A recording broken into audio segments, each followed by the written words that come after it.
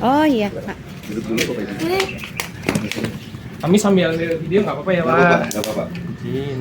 Ya, kepada Bapak dan Ibu, beserta keluarga, sebelumnya saya buka terlebih dahulu dan saya ucapkan Assalamualaikum warahmatullahi wabarakatuh. Waalaikumsalam warahmatullahi wabarakatuh. Kepada Bapak dan Ibu semua, selamat datang di Objek Wisata Sejarah Keraton Ngespan Cirebon.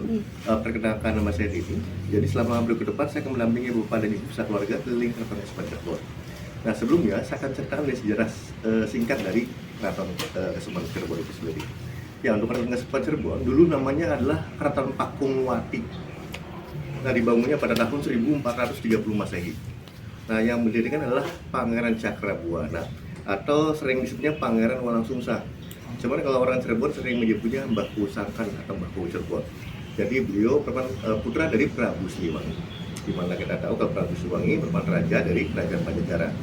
Nah, kemudian oleh Pangeran Cakrabuana, Keraton Pakungwati tersebut diserahkan kepada keponakannya sekaligus yang bernama Syekh Sariwidolo atau Sunan Gunung Jati. Dan kita sudah jadi menjadi sultan pertama di Keraton Pakungwati, dan Keraton Pakungwati jadi pusat pengembangan agama Islam di Pulau Jawa. Nah, Sunan Gunung Jati juga merupakan salah satu dari 9 orang penyebar agama Islam di Pulau Jawa atau sejenisnya Wali Songo atau Wali Sembilan. Nah, kalau peninggalan Wali Songonya itu sendiri adalah Masjid Agung Sangkitarsa Bapak Ibu. Masjidnya agak jalan. Nah, di mana Masjid Agung Sangkitarsa didirikan para Wali Songo. Jadi tidak hanya sebagai tempat, tapi juga sebagai tempat bermusyawarah. Nah, kemudian pada tahun 1529, hanya keraton ini diperluas kembali oleh Sunan Gunung Jati.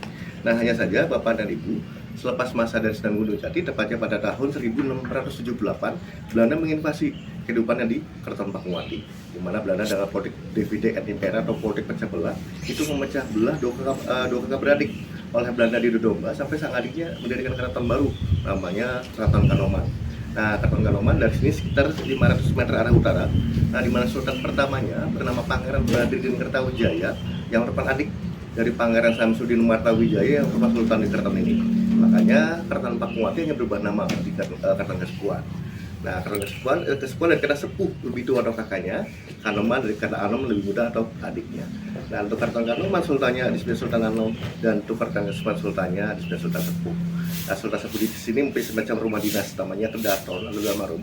Fungsinya di bagian belakang dari Basal Keraton. Dan sekedar informasi kepada Bapak dan Ibu, satu warga, luas dari Keraton Kesepuan adalah 20 meter. Tapi kami sebagai pemandu akan menjelaskan tempat-tempat yang biasa dikunjungi oleh pengunjung saja. Ya, kepada Bapak dan Ibu keluarga, tadi beberapa sejarah singkat dari Keraton Ngespan Cirebon. Dan sekarang kita berada di tempat yang dinamakannya Siti Inggil. Nah, Siti Inggil ini dibangun oleh Sunan Gunung Jati pada tahun 1529, di mana Siti Inggil di bahasa Jawa, Siti hanya tanah, Inggilnya diangkat tinggi tanah yang didirikan. Jadi Siti Inggil ini merupakan pendopo, di mana di dalamnya terdapat 5 bangunan tanpa dinding. Nah, di sini ada namanya Mandes Martinandu. Nah, kalau Mandes Martinandu sebagai tempat duduknya dari Panasat Raja. Nah, kalau Panasat Rajanya duduknya di tempat namanya Mandes Martinandu. Nah, kalau kita Bapak Ibu di sini, keluarga di sini namanya Mande Malang Sembilan. Nah, kalau di sini sebagai tempat duduk Raja, Permaisuri dan keluarganya. Lalu di sampingnya ada namanya Mande Pandawa V sebagai tempat duduk dari Panglima Perang. Lalu di sini ada namanya Mande Pangiring. Nah, kalau Mande Pangiring digunakan sebagai tempat pementasan gamelan, namanya untuk tempat untuk tempat duduknya hakim dan jaksa. Di tempat namanya Mande Pangiring. Nah, lalu di sini ada namanya Mande Kersmen. Nah, kalau Mande Kersmen untuk pementasan gamelan, namanya gamelan skate, dibunyikannya pas Idul Fitri dan Idul Adha. Nah, biasanya menyambut Sultan setelah sholat id dari Masjid Agung Sangkitarsa. Jadi pas Sultannya baru pulang dari Masjid Agung Sangkitarsa setelah sholat id, nanti diiringi oleh gamelan skate. Nah, masih digunakan sampai sekarang ya Bapak dan Ibu ya. Dimana seperti pada saat pandemi awal tahun 2020 dan alhamdulillah mulai dilaksanakan kembali. Nah, untuk Bapak dan Ibu semua, untuk bangunan di situ Inggil, tiangnya masih orisinil. Tiangnya memakai kayu jati. Nah ini kan sepanjang daun atau bongkar pasang. Nah cuma sayangnya ini Bapak Ibu tiangnya ini di vernis. Jadi tekstur aslinya tetap vernis. Nah jadi sebelum dibuat tiang pintu jendela, ini kan dari kayu jati ya Bapak dan Ibu. Jadi kayu jatinya itu direndam dulu dalam selama puluhan bulan, minimal 8 bulan. Tekniknya disebutnya bacem, tahan lama dan tahan rayap. Nah kalau ini ukuran batunya Bapak dan Ibu. Nah kalau ini ukuran batunya diukur oleh Raden Sepat, di mana Raden Sepat merupakan paling maflah dari Majapahit tapi sudah diselangkau dengan jati. Nah lalu di sini ukirnya merupakan penambahan pas renovasi tahun 1934 pas masih zaman penjajah Belanda. Nah, Ubin ya? lalu untuk atap kayunya Bapak dan Ibu, kalau atap kayunya ini kan sudah diganti dengan atap kayu yang baru. Nah kalau atap kayunya kan namanya sirap. Nah cuman kalau atap kayu yang lama sudah rusak diganti dengan atap kayu yang baru. Lalu untuk dinding, tembok, dan gapuranya ini memakai bata merah. Nah bata merah memakai tanah liat. Nah kalau dulu kan belum ada semen, jadi bata merah direndam dulu dalam kolam, lintaskan dalam kondisi basah, digosokkan antara bata merah dengan bata merah yang lain, lalu campur dengan kapur sirih dan getah aren. Nah kalau tempat lain mungkin memakai putih telur ya Bapak Ibu. Cuman kalau pakai putih telur takutnya kuning telurnya banyak yang terbuang. Makanya memakai kapur sirih dan getah aren. Soalnya di sini banyak sekali pohon aren. Pohon aren. Nah lalu Bapak dan Ibu kalau untuk dinding, tembok dan gapuranya, kalau untuk perawatannya sebenarnya sederhana Bapak Ibu. Nah biasanya kalau musim penghujan kan banyak lumut. Betul. Tapi nanti nunggu pas musim kemarau. Nah pas musim kemarau kan lumutnya akan mengering. Nanti dibersihkan pakai sapu lidi lalu dipotong pendek lalu digosokkan. Nanti kemudian setelah dinding, tembok dan gapuranya bersih dari lumut, nanti diberi pewarna ulang. Nah pewarnanya memakai tanah liat yang berwarna merah dicampur dengan air lalu diaduk lalu dipulas. Nanti dinding, tembok dan gapuranya tibarnya terang lagi. Nah cuma nanti pas musim penghujan ya banyak lumut lagi. Jadi berkala setiap 1 tahun sekali Bapak Ibu dibersihkan. Nah lalu di sini gapuranya ada namanya gapura adi sama gapura banteng.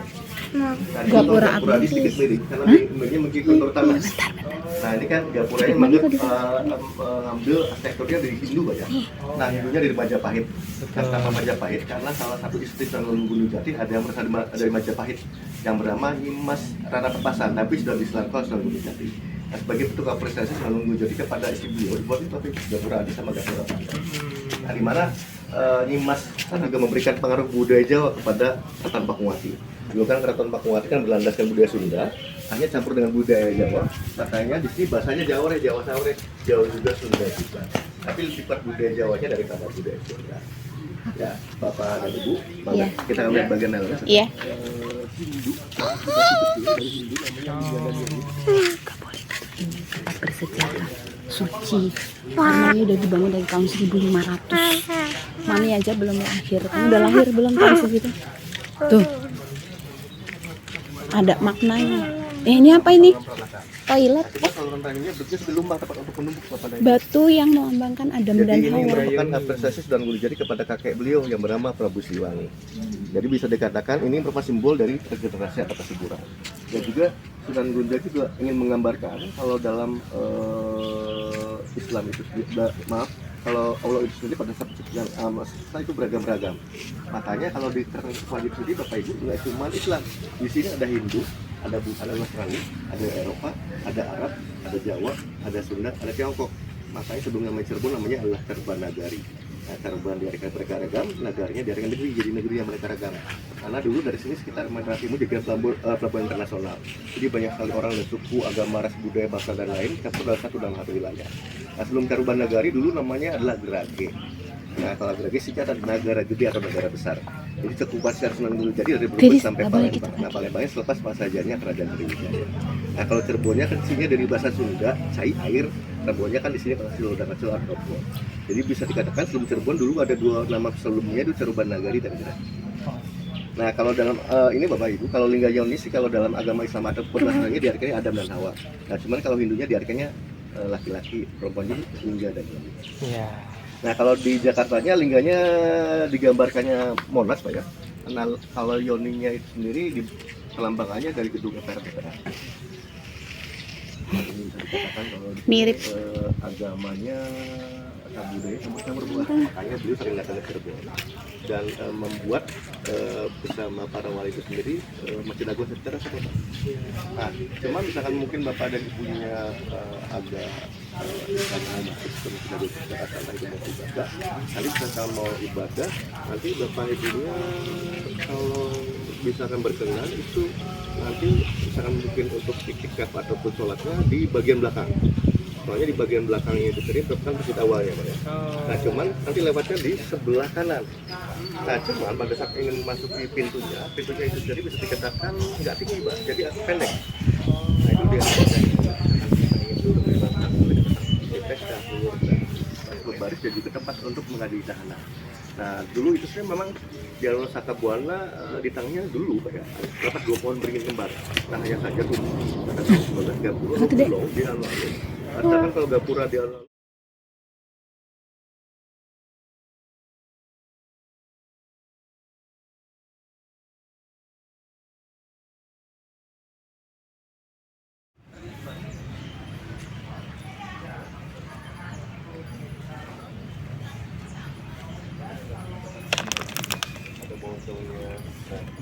nah, cuman kakinya kehidupannya udah mata merah udah rusak.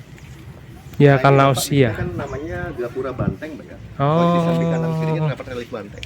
Nah di sini reliefnya. Oh iya. Jadi diartikan misalkan petugas keraton pas saat sedang bertugas harus squat banteng.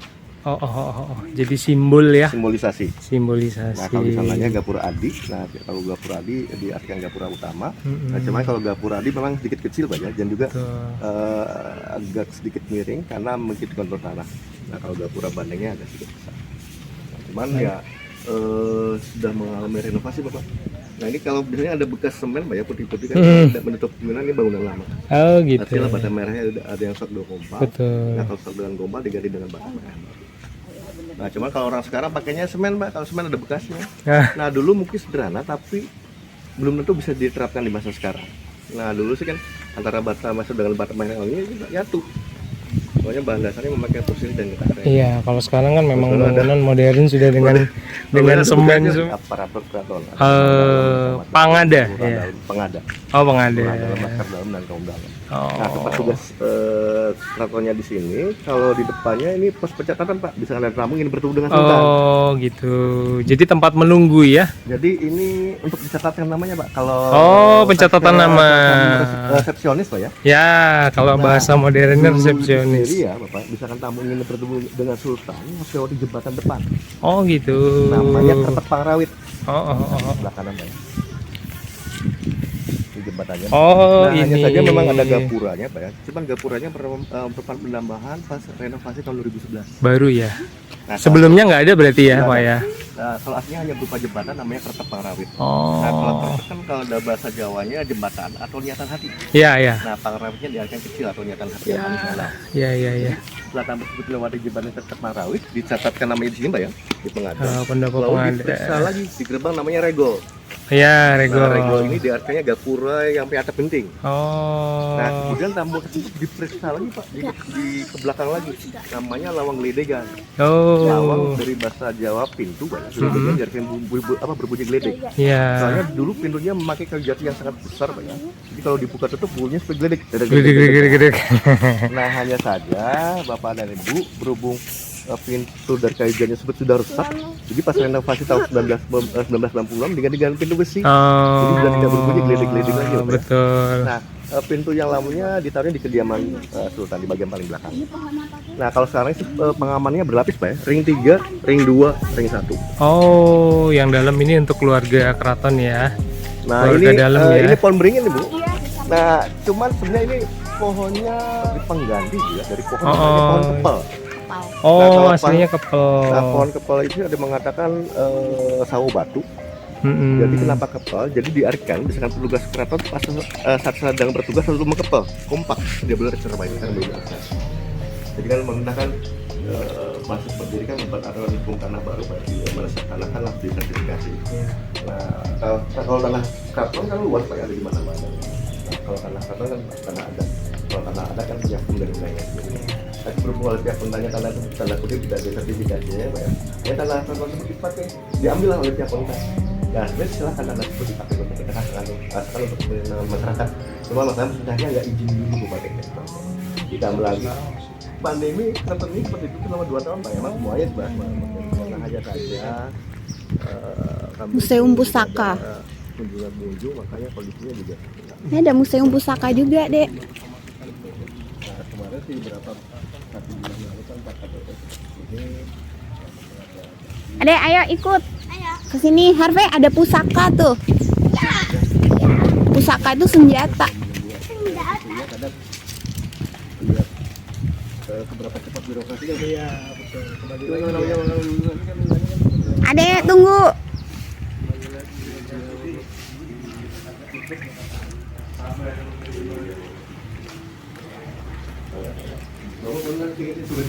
Oh, di dalam aja bro.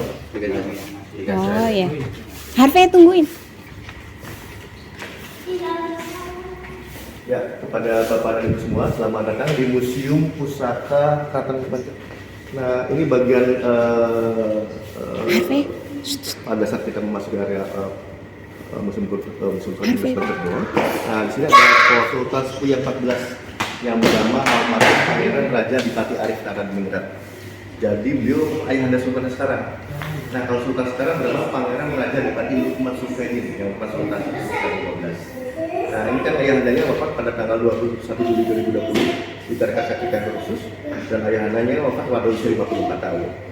Jadi kalau di sini kan Adek, tungguin. Sultan lama wafat, nanti ada masa jeda 30 hari masa berkabung ya. Nah, setelah 30 hari masa berkabung sebelum lalu diangkatlah Sultan lama.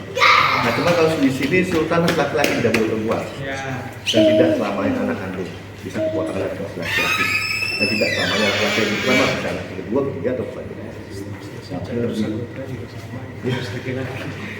Harvey, ladies. Adek. Adek, adek.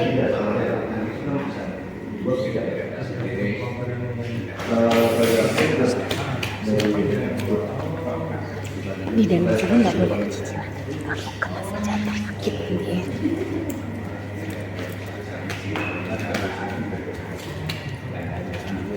Kita ada karena leluhur kita ada, hormati dan rawat pusaka. Ini sekarang Bapak Joko Widodo pada tanggal 18 September 2017. Nah, dibangunnya pas zamannya